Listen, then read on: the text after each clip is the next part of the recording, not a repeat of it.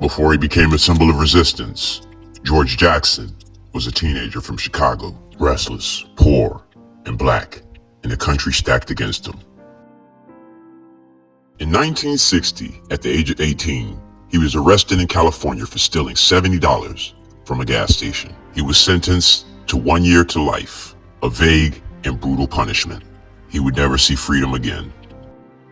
George Jackson, age 29, California Adult Authority inmate A63837, imprisoned January 12, 1960. Offense, second-degree robbery.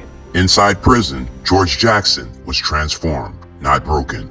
He studied law, history, and revolutionary theory. He read Marx, Lenin, Mayo, and from that knowledge, he found purpose.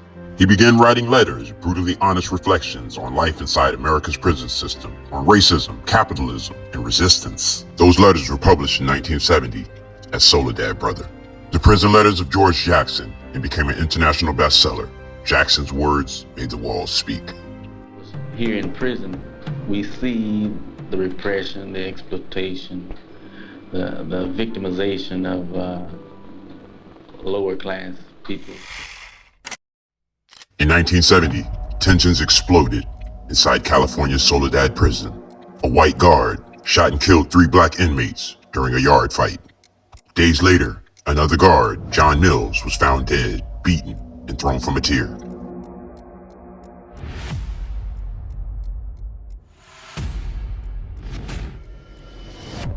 Without evidence, the prison charged George Jackson, along with Cleta Drumgo and George Clichetti, with murder. They became known as the Soledad Brothers. To many, the charges were retaliation, a way to silence Jackson, whose words were spreading through college campuses, activist circles, and black communities nationwide.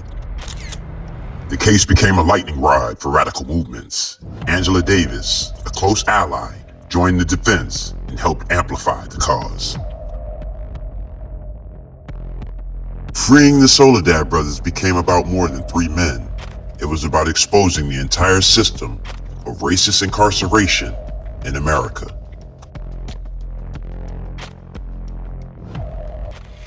An only other son in the Jackson family was Jonathan, an extremely political youth. Last August, Jonathan allegedly initiated an attempt to free 2 convicts on trial in a San Rafael courtroom.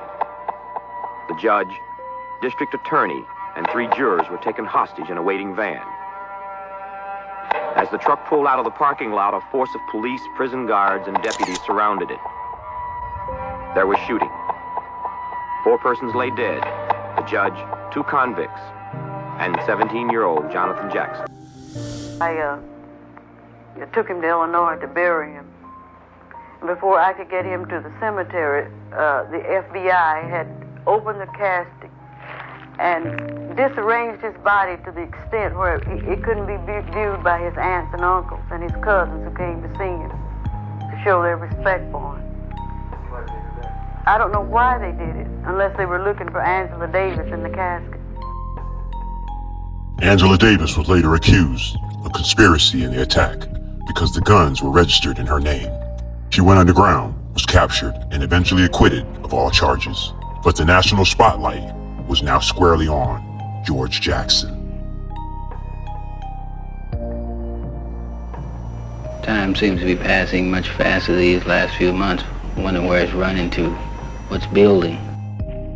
August 21st, 1971, San Quentin. 3 guards and 2 prisoners killed in an alleged escape attempt. George Jackson shot dead.